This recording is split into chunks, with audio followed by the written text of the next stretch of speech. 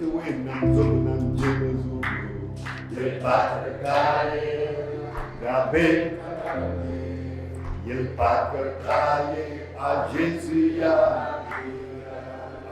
article qui a été écrit en 1977. Le nom de la personne, c'est Saint-Poré, Sidbé. L'article est intitulé « Les églises d'Afrique entre leur passé et leur avenir ».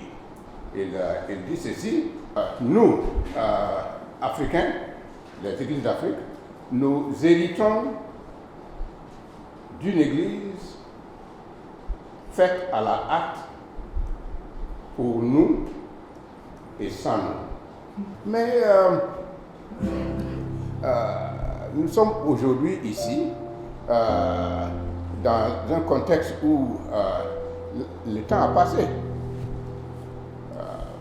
Maranatha, cette année, aura 50 ans. On ne peut plus parler de « Oh oui, ils ont fait ça à la hâte pour nous et sans nous ».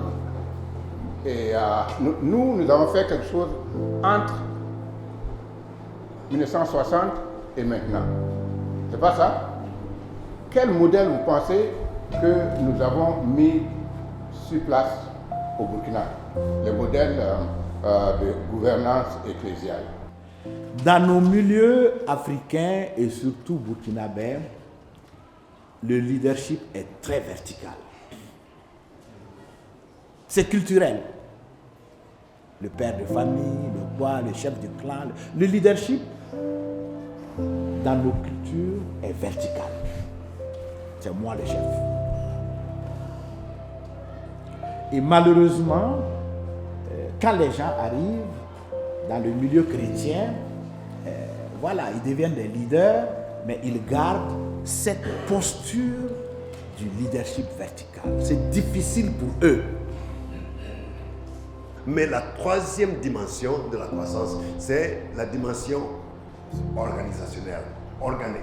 So, le don spirituel, le don de la prophétie, le don de miracle, le don d'évangélisme, ça va nous grandir soit qualitativement, soit qualitativement, soit organiquement. Dieu a donné des administrateurs dans l'Église.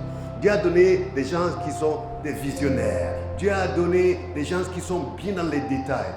Ils ne sont pas une nuisance pour notre Église.